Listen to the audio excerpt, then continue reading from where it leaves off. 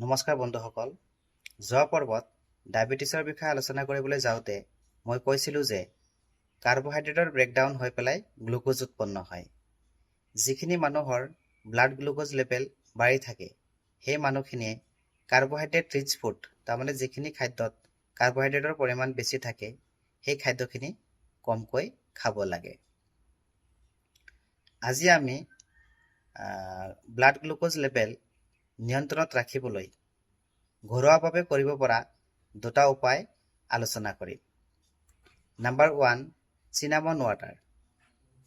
আপোনালোকে 2 কাপমান গৰম পানী ল'ব, তাত এটা চিনামন ষ্টিক এৰি দিব আৰু এইখিনিক 10 পৰা 15 মিনিটমান সময় তেনেকৈ ঢাকি ৰাখি থৈ দিব।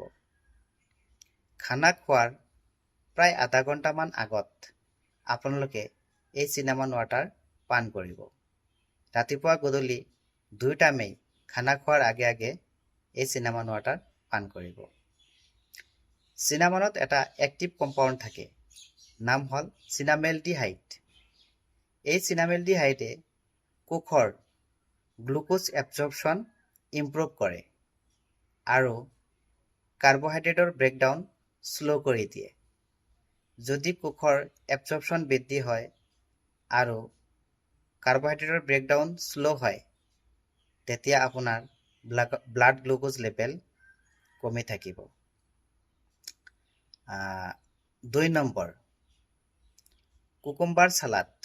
চালাড বিভিন্ন ধৰণৰ আছে, কিন্তু ডায়েবেটিক পেচেণ্টৰ কাৰণে কুকুম্বাৰ চালাড অতি উত্তম।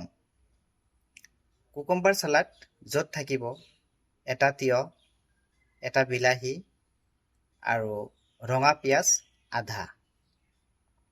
এটা তিয়হ, এটা বিলাহী আৰু ৰঙা পিঁয়াজ আধাখিনি আপোনালোকে স্লাইচ কৰি কাটি ল'ব।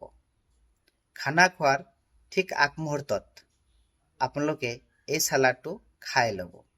তাৰপিছত আপোনালোকে খানাটো খাব। এই চালাডটোত পৰ্যাপ্ত পৰিমাণে ডায়েটাৰী ফাইবাৰ থাকে আৰু এই ফাইবাৰে কাৰ্বহাইড্ৰেটৰ এবজৰ্পশ্যন শ্ল' কৰে। কাৰ্বহাইড্ৰেটৰ এবজৰ্পশ্যন শ্ল' মানে ব্লাড গ্লুক'জ লেভেল কমি থাকিব। গতিকে আপোনালোকে চিনামন ৱাটাৰ খানা খোৱাৰ আগে আগে ল'ব পাৰে আৰু নহ'লে কুকুম্বাৰ চালাড খানা খোৱাৰ আগে আগে খাব পাৰে। আশা কৰোঁ আপোনালোকে ভালে আছে, আপোনালোকে ভালে থাকক আৰু সতৰ্ক থাকক। ধন্যবাদ।